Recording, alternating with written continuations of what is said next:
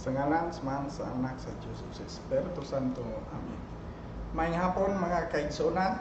Ako di ay si Brother Saturnino Perolino sa CFD Cebu Chapter. Ani ataron din sa CFD Cebu Main Office aron pagpadayon sa atong praktikum o pagpaampit sa pulong sa atong Ginoong Jesucristo. Ug ang tema nga atong ipapaampit karon mao kini ang pagkapangulo ni Pedro kon primacy of Peter. Pero sa dili pa, greetings una sa akong asawa nga tuwa karon sa Yulngan City o akong anak Nova Faith de la Torre Perolino o sa akong igsoon nga si Nico Perolino, Titi Perolino, ug sa Kiyot Pardo, sa Flora Sabiliano o Hermenegilda Figuracion. Karon padayon ta sa atong tema mga kaigsunan nga ang pagkapangulo ni Pedro kon primacy of Peter. Mga kaigsunan, pinaagi sa panudlo sa atong simbahan kita nasayod nga ang atong Ginoong Jesucristo nagtukod gyud og usa ka simbahan.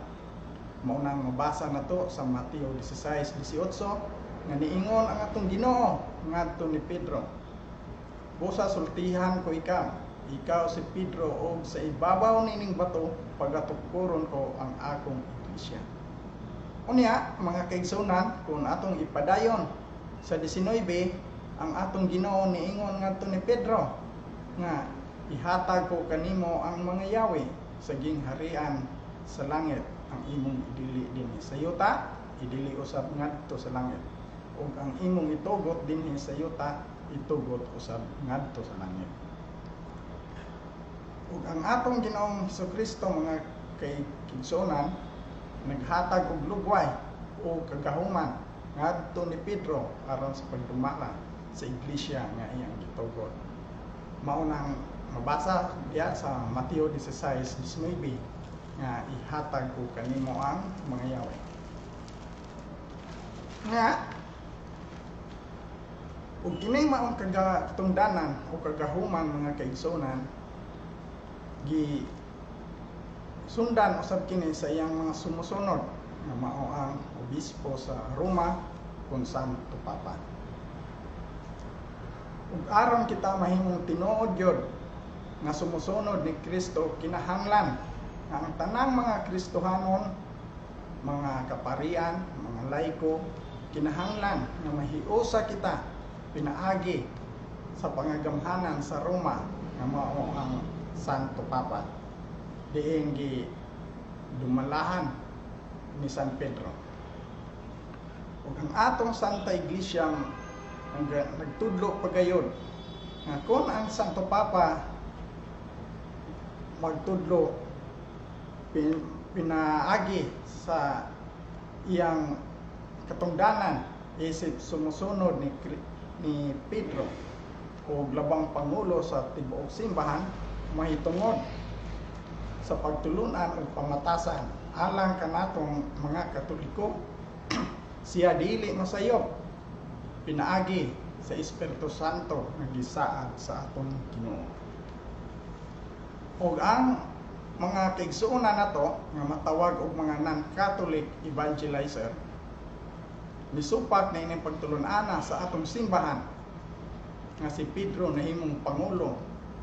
Usa ka pastor niingon nga impinto lamang kana sa mga Katoliko nga si Pedro nahimong pangulo, ilang gipuli si Pedro ngadto ni Kristo. Kay diha sa Kolosas 1:18 nag-ingon diha nga siya ang ulo sa iglesia nga iyang gitukod. Sa ato pa ang mabasa, si Kristo maoy pangulo.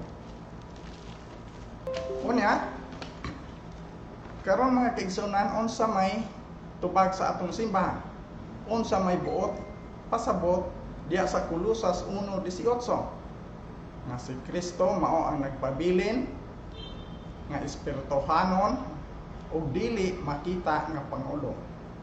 Apan mga kaigsunan, ang iyang pagkapangulo iyang gilugway ngadto ni Pedro isip makita nga pangulo. O diha sa daang tugon mga kaigsunan, ang katawhan sa Israel dunay giila nga pangulo aron sa paghusay sa ilahang mga kagubot. Wa gani sila mo diretso ngadto sa balaang kasulatan kundi ang Dios nagpili og labang pare nga gihimong magpuhukom. Asa mabasa mga kaigsunan, Deuteronomy 17:8 ngadto sa 12. Nag-ingon dinhi nga kinsa kadtong dili mutuman sa magpuhukom o sa pare nga tuwa dito kinahanglan patyon, kinahanglan lipihan ninyo ang Israel sa daotan. Unya sa atong basahon ang Exodo 33:12 ngadto sa 14. Mabasa nga si Moises gisugo sa Ginoo sa pagpangulo sa iyang katawhan. Unya ang pangutana mga kaigsunan, unsa may tapos sa pagpangulo ni Moises, kinsa may nipuli niya sa pagpangulo?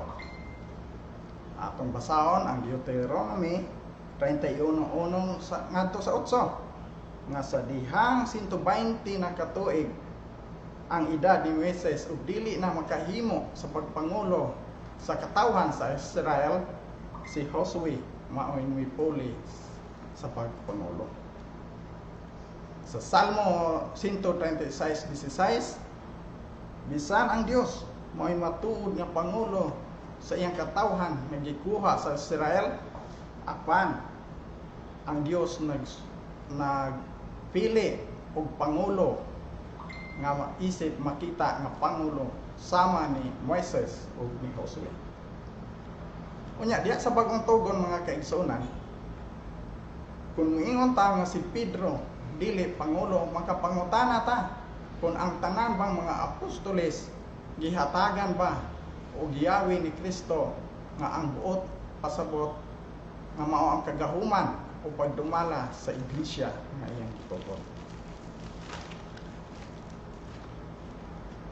Sama sa paghatag o giyawi ni Kristo ngadto ni Pedro sumala sa mabasa nato sa Mateo 16:19. Mga kaigsunan, anaro nato ang atong kaugalingon sa pagtan-aw sa usa ka pulong sa nagkalain-laing kahulugan o kahimtang sama sa pangulo, pulong nga pangulo. Atong nahibaw-an nga si Kristo pangulo, isip espirituhanon o dili makita nga pangulo. Samtang si Pedro atong nahibaw-an nga pangulo, isip makita nga pangulo. Sama gud nato mga kaigsunan, bisag kinsa nato pwede ta mahimong pangulo sa nagkalain-laing paagi. Sama pananglit sa barangay captain, pangulo sa atong barangay, mayor, pangulo sa city or lungsod, gobernador, pangulo sa province, ug ang presidente, pangulo sa atong nasod.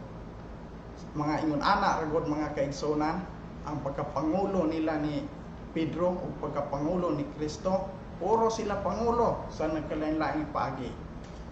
Tapos na ko sa akong pagpaambit mga kaigsunan, daghang salamat nga nakaari gyud ko dire rong hapuna. Sa ngalan sa Mahal sa Anak sa Dios sa Espiritu Santo. Amen.